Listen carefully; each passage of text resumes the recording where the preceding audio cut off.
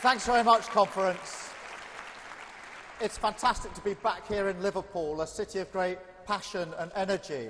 Although there was an odd moment on Sunday afternoon as my team Arsenal were beating Everton, and I got smiles from one side and scowls from the other. But passion and energy in lumps here. And talking of passion and energy, can I just begin by thanking my fantastic shadow Brexit team. Jenny Chapman, Paul Blomfield and Matt Pennicook, who've been the shadow ministers doing fantastic work. Emma Hardy, Jess Morden and Diane Hayter leading for us in the Lords, along with Angela Smith, our leader in the Lords. Thank you all for the work that you've done for us in these difficult times. Conference, can I also thank a very special group of colleagues with us, and that's our Labour MEPs.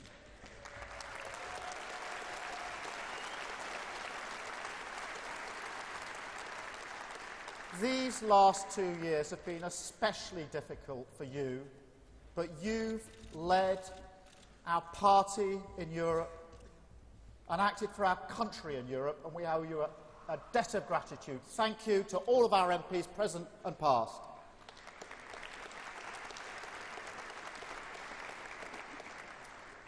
Conference, the last 2 years has not been easy.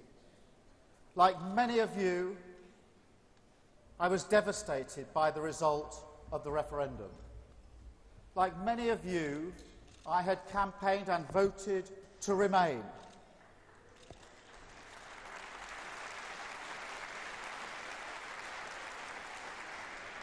Not for the technical benefits of membership, important though they are, but because I'm proud to say I'm an internationalist.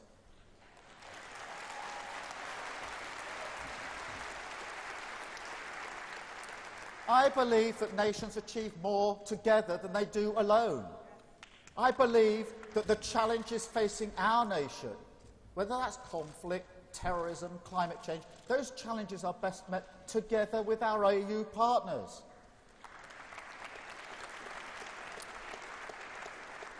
And Conference, if we think of the opportunities facing our nation, scientific research, medical developments, education, art and culture, those opportunities are going to be realised best with our EU partners. And Conference, those values of collaboration and cooperation, they didn't die on the 23rd of June 2016, and they must guide everything that we do as we go through the Brexit process, because we cannot give in to the narrow ideology that is driving the Tory approach to Brexit.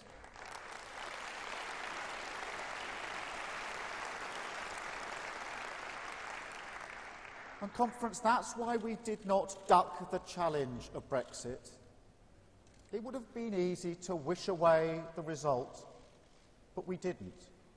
We stepped up, we stood together, and we fought the government tooth and nail. And Conference, we were right to do that. We were right to say jobs and the economy must come first. We were right to say that EU citizens are not bargaining chips.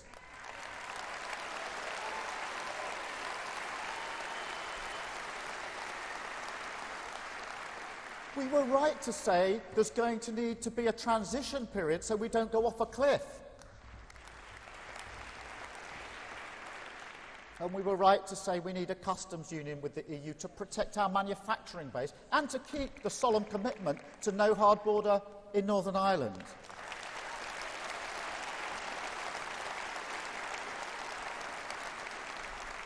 And we were right to argue for a single market deal to go with that customs union. And we were absolutely right to insist that Parliament has a meaningful vote on the Article 50 deal that the Prime Minister seeks to bring back. And I'm glad we stepped up to those challenges. The Conference, we're about to be tested again. Over the next few weeks and months, Hugely important decisions are going to be made that are going to affect each and every one of us. And what does the Prime Minister say? Even in the aftermath of Salzburg, she says, trust me on Brexit. Trust her on Brexit. Trust the Prime Minister whose first choice as Foreign Secretary was Boris Johnson.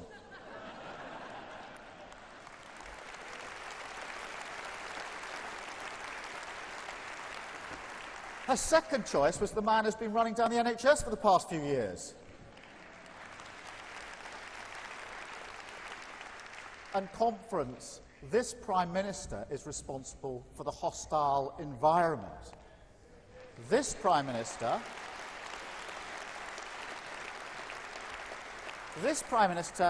appointed a Secretary of State for Northern Ireland who doesn't understand the basics about Northern Ireland, let alone the complexities. So, conference, this Prime Minister does not deserve our trust. Just when we need strong government, strong leadership, what have we got? Division, chaos, failure. The government has no credible plan for Brexit weeks out from the deadline. No credible solution for Northern Ireland weeks out from the deadline. And it's blindingly obvious that there's no majority for Chequers. The Prime Minister must have been the only person surprised last week that Chequers was not going to be accepted either in Europe or by our own party. But conference, what has happened is that the Tory civil war on Europe that's been going on for years now risks our prosperity. The party, do you remember, that promised to fix the roof whilst the sun was shining is now intent on burning the house down.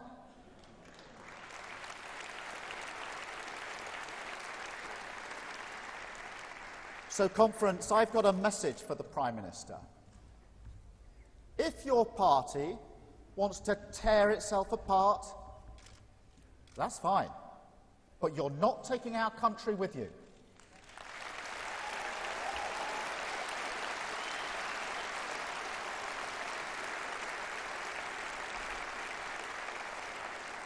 And conference, that is why Labour set 6 tests for Brexit.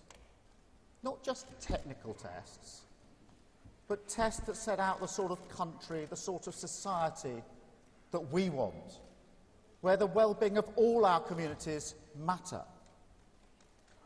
Those tests weren't plucked from thin air. They were taken from promises and commitments that the government made about what it would achieve in these negotiations. The Prime Minister's response to the test was that she was determined to meet them. Well, things may be going hopelessly wrong for her. She may have lowered her expectations, but I'm not lowering mine.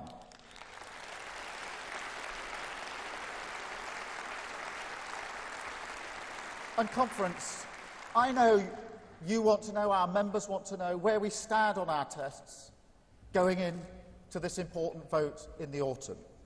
Some say we may vote for the deal that the Prime Minister brings back, maybe abstain, maybe vote for a vague deal.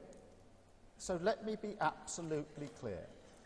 If the Prime Minister returns with a deal that does not meet our tests, and that looks increasingly likely, we will vote against her deal.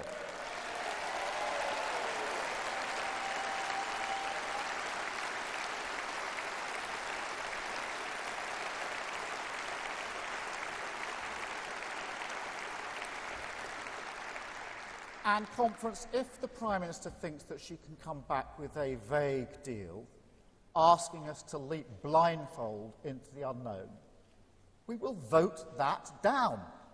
Conference, we didn't set tests that could be met by refusing to answer the question. A vague or blind Brexit is a leap to nowhere, and we'll have no part of it. Now, conference, let's be clear. This is not about frustrating the process. It is about stopping a destructive Tory Brexit. It is about fighting for our values, and it is about fighting for our country.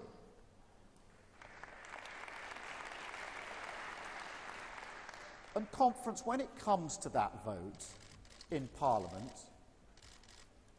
we do not accept that the choice is between whatever the Prime Minister manages to cobble together or no deal. That is not a meaningful vote.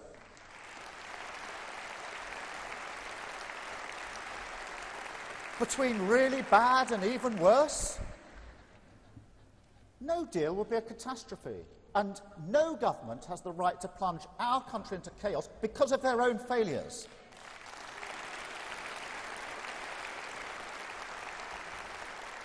So if Parliament votes down the Prime Minister's deal, or she can't reach a deal, that is not the end of the debate.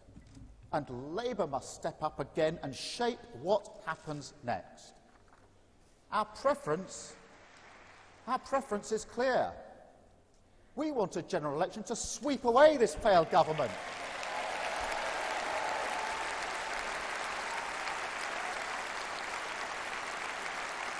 And Conference, having swept them away, we want to install a radical Labour government capable of transforming this country. And that's what should happen after 2 years of negotiations ending in failure. But if that's not possible, we must have other options. And Conference, that must include campaigning for a public vote.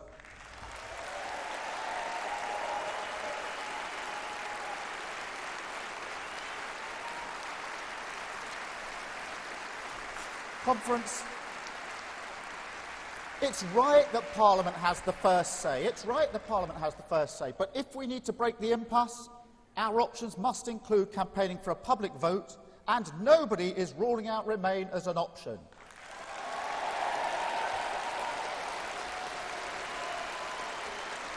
And Conference,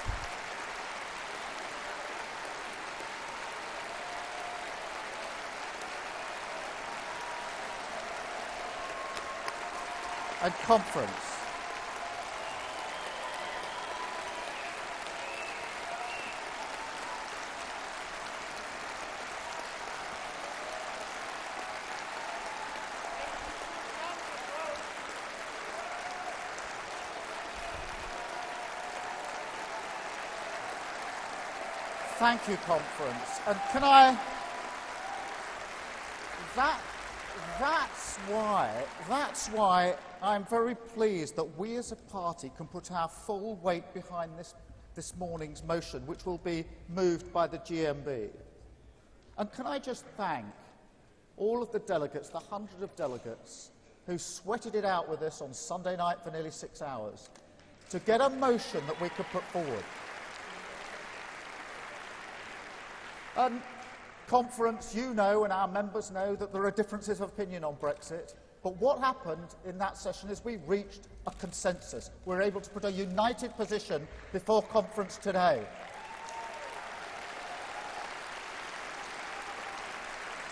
And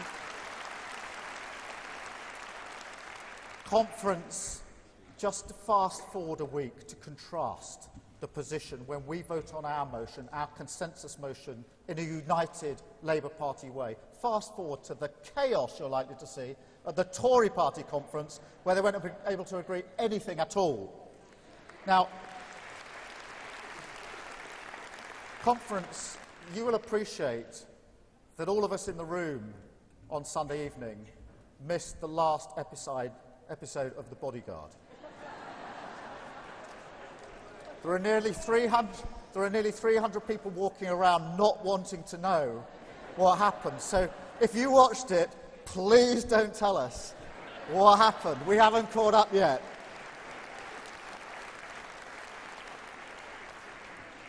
And Conference, one final but important point.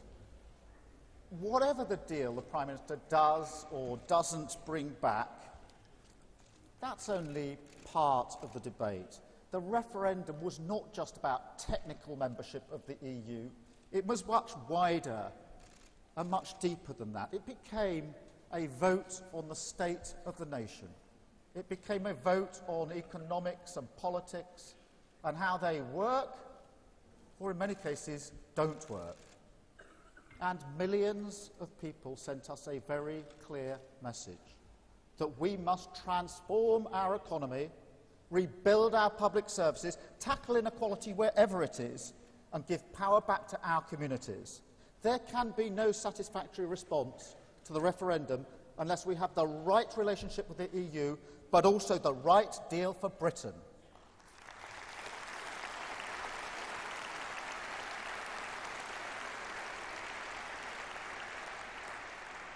Conference, I'm under no illusion about the challenge ahead. We're going through uncertain times, and Brexit has divided the country.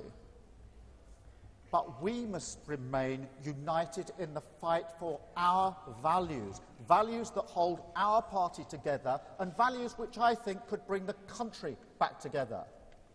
That is our challenge, and we must rise to it. Thank you, Conference.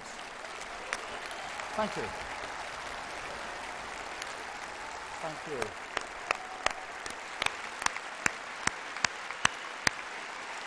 Thank you very much.